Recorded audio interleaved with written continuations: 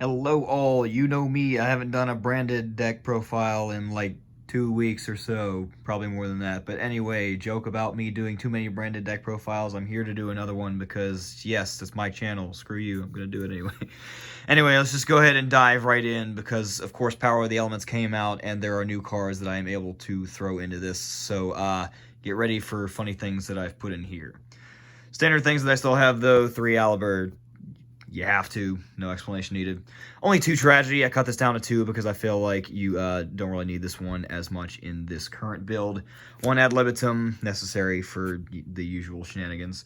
2 Albaz. Finally got ultis in. I think the secret looks better, but, you know, max rarity. Why not? And then Mercurier and Kit for the targets off of Branded Lost. These actually come up a lot more in this build. You'll see why. 2 Edgem Chain. I'm only playing 2 for the Pfeiffer package in this. 1 Snow. And then I saw this tech and I just absolutely loved it. I've been testing this and it's just so funny to do. Ido, the Supreme Magical Force. For those of you that don't know what this is, I'm gonna show a combo with it later on. And for those of you that know what this is, you know exactly what's happening here. Hand traps, 3 Ash, 3 Nibiru for the monster hand traps in here. Nibiru I've been kind of considering because, especially with the release of Splight, doesn't really do much against Splight, or Sprite, I guess I'm still going to call them Splight. With Splight, it doesn't really do much, but this is more so just aside from my local in general, and we're starting to get some Splight there, but I wanted to be prepared for some other stuff as well, and then Nibiru is just another light target for me to have in addition to Fairy Tale Snow. I considered Ghost Ogre, but the more I thought about Ghost Ogre, the more I'm just like, I mean, they get to resolve their Gigant Splight anyway. Like, sure, I kill it, but oh no, anyway, they keep pummeling off. So I figured Nibiru would just help me out with more matchups as well. But Splight aside, let me continue this one to the spells. 3 Branded Fusion, no explanation needed. 3 Branded Opening, no explanation needed. 2 Branded in red and 1 Branded Loss are the same ones that I've been playing as before. Still playing the Theater as well, comes up a lot. Only 2 Patchwork for the Pfeiffer package, but still 2 Poly. So the ratio I'm playing is 2, 2, and 2 for each of those. Super Poly is main deckable again, especially with the release of a new fusion monster in Power of the Elements. I will showcase that later, but you probably already know what it is. But Super Poly is finally back in the main deck. You can pretty much, with a combination of monsters in your extra deck, Super Poly anybody in the game, and it is great. And then 3 Droplet, 1 Called By to round out the spells. And then the only trap I am playing, the reason I'm playing Ido, is because of this new trap released in Power of the Elements, Branded Expulsion. For those of you that don't know what that is, I'm going to showcase a test hand and a combo later. It's going to be great. For those of you that know what it is, you shut your mouth and let me do it because it's my channel. I want to do it. Let me try and act cool, but not really. Anyway, getting all these out the way, stalling for time. I don't even know why I'm going to do this because I'm going to shuffle the deck later. That is the main deck. Extra deck, the standard things that you play: 2 Mirror Jade, 2 Lubellion, 2 Albion. When I had to make space, I considered cutting Lubellion down to 1, but I just couldn't justify it because if Lubellion gets stopped, then GG no re. Albalenitus, if nothing else, you know, you send it off of Mirror Jade, you get to search out Branded Fusion or Poly, depending on what you need. But you can always use that to shuffle everything back and essentially just reset your extra deck whenever you get into the grind game. Quiritus and Double Masquerade for all your other standard shenanigans. 2 Guardian Chimera.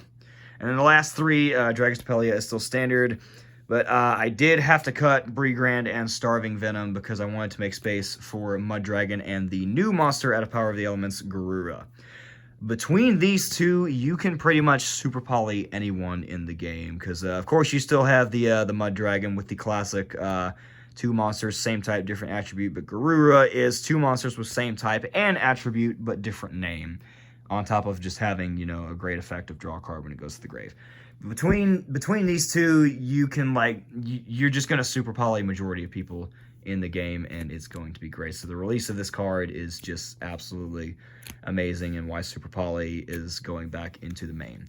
Plus, you know, tier limits are pretty good, I hear. So that's a nice fusion monster and or dark you got there. It'd be a shame if they were a Dragostapelia instead, and goodbye to your board. That is main and extra side deck. You make it whatever you want for your events, whatever event you're going to, whatever your locals looks like. This is just what I'm playing. 3 Crow, because we do not like splites. We don't like them getting towed back. And I don't know, it hits like some other niche things, but I'm just playing around with the side deck right now, seeing if I like it. I'm going to try out Crow and see if that helps any. If not, I'll switch it out for something else that's more impactful. 2 Droll, because, you know, not searching from your deck is pretty funny, I hear. 3 Dark Ruler, because words cannot describe my unfathomable hatred for the Splite end board and how bullshit it is. 3 Twin, because we don't like Mystic Mine and or back row matchups with the red reboot to accompany that. And then the 3 Summon Limit that I have been playing with. This is the MVP of the side deck. Every single time I flip this up, whenever I'm going first, I usually win the game. There's been one instance where I haven't, just because I just could not draw a name for the life of me. Thanks for that, deck. But when it works, it's just like you flip it and your opponent's just like, really, we're doing this, and I'm just like, okay, you wanna play the game now? Good luck with that. But anyway, let me go ahead and shuffle up here so that I can show you what I'm talking about with the Ido monster and Branded Expulsion. Most of you should know what this is already, but for those of you that don't, I just want to. It's funny. It's funny. You'll see. Don't worry. It's gonna be a great time. Absolutely fair and balanced. It's gonna be. You'll prepare to be amazed. I'm just saying random words because I'm taking a long time shuffling here. And I'm running out of things to say, but thankfully we're almost done here. Let me get you a genuine starting hand and see if this works. And we draw. There's combo right there. That's too much combo, but I appreciate it. All right, so we are good to go here, and in fact we are beyond good to go because we draw phase Branded Opening, and now we get to do Shenanigans with Branded Lost. So we get, where is the Boober of Doober? There's Aliber. Standard Shenanigans, get Aliber in the draw phase, play around Droll, grab Branded Lost. I probably shuffled by it multiple times. There you are. Branded Lost, this is engrave. Pretend you can see the graveyard. This setup is kind of tiny. Oh, you do in fact have to discard for Branded Opening, so don't do that. Don't forget to do that, or you will get sharked on that. Branded Fusion. Normally, you are used to sending Tragedy and or Snow, but here's the funny part. Ido is a dark, so you're sending Ido instead of Tragedy, and then you're sending the Albaz as per usual. Those go to grave. You summon out the Lubellion. This also goes to grave. Lubellion is the only effect that is going to trigger, so that's the only thing. Oh, and yeah, don't forget to activate that first. So Lubellion's in fact not the only thing triggering in this particular hand. Don't do a whoopsie. Lubellion, yeah, discard that. It's probably the least one that you need. And then Branded Lost. You are in fact not going to search Mercurier because, funny enough, Spriggan's Kit is going to be the more important of the two for you in most of these instances if you were able to get to it. So you get Kits, and then you shuffle back Albaz. Where'd he go? There you are. Shuffle back Albaz, shuffle back Lubellion, and get your usual funny man. And special Kit, you would normally use Kit effect to get you follow-up. So let's say Branded Fusion wasn't something else. Let's just say it's another, I don't know, get another card you're not really going to use here. Let's say you drew a Droplet. Special Kit effect, get Branded Fusion, and then you have to put Droplet on the bottom. Oh no, anyway. Here's your follow-up. So this is in your hand. This ensures that you're going to be able to play the game afterwards. Mirror Jade effect, banish the Kit by sending the Albion to the grave, because that is how you're going to get to the funny card. You then proceed to the end phase, and I know you want to set Branded in red oh so badly, but you are going to set the new card, Branded Expulsion, face down. You then pass to your opponent, but you don't let them do too much because draw phase, standby phase, Branded Expulsion. So Branded Expulsion, for those of you that do not know, says, if I let this focus so you can actually... Okay, I'm just going to read it. Tribute 1 fusion monster, then target 2 non-fusion monsters that are banished and or in either graveyard. So, nice DD Crow you got there. It doesn't really stop you. Special summon both monsters, 1 on each field.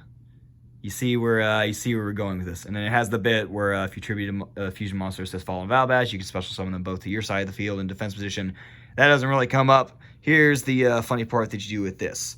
So, Expulsion. Tribute Mirror Jade and target the 2 monsters as cost. Target Ido and Kit in your grave and or banished. You're always going to target Ido and then whatever else you have. Summon Kit to your side of the field. Summon Ido to their side of the field. Pretend that this is their side of the field. So, what does Ido do for those of you who have never read it? Well, I want to turn your attention to the very first words on this card. You cannot summon monsters. You've just given your opponent a card that says, would you like to summon? Too bad. Is this great? Probably not, more so than the usual deck, but is this funny? Absolutely. I heard about this and I had to try this out immediately, so this is what I'm going to be doing, and it is beyond funny. It's so good.